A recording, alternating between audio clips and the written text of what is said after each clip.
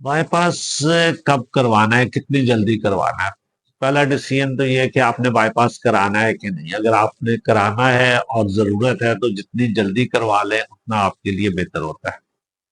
और इसमें different factors आ जाते हैं, जैसे अगर लेफ्ट मेन स्टेम डिजीज है या लेफ्ट मेन इक्विलेंट डिजीज है तो उसमें आपको बाईपास अगर करवाना है तो बहुत जल्दी करवा लेना चाहिए।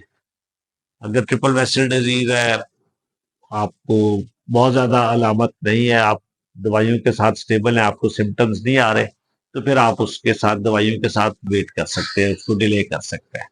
और बाईपास जो है आपका 10 से 12 साल के लिए है अगर वेन्स लगाई है। आर्टीरियल ग्राफ्ट अगर लगे हों तो वो 20-25 साल निकाल जाते हैं। तो अगर वीनस ग्राफ्ट लगे हुए हैं तो 8-10 साल हैं। तो अगर 40 साल का मरीज है उसको वीनस ग्राफ्ट लगेंगे तो वो जब 50 का होगा तो वो बंद होना शुरू हो जाएंगे, मरीज पे तंग होगा। तो उसमें भी अगर अलामात नहीं है और वो कुछ अरसा इंतजार कर सकता है बाईपास का, तो उसको थोड़ा अरसा डिले कर लेना चाहिए। ये ट्रिपल वेसल डिजीज के लिए है।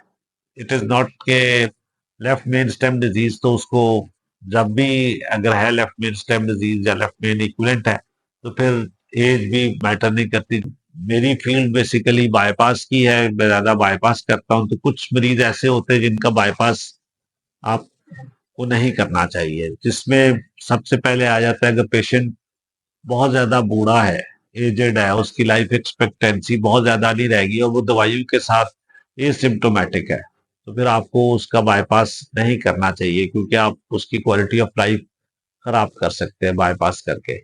इसी तरह से अगर आपकी खून की नालियां जो है उसमें डिफ्यूज डिजीज है, जगह जगह बीमारी है, और उनके मरीज को बाईपास के बाद भी काफी सारी अद्वियात लेनी पड़ेगी। तो अगर वो दवाइयों के साथ ही एसिम्प्टोमेटिक हो जाए, उसको अलामात ना आ रही हो, तो उसको दवाइयों पे ही रखना चाहिए, उसका बाईपास नहीं करना चाहिए।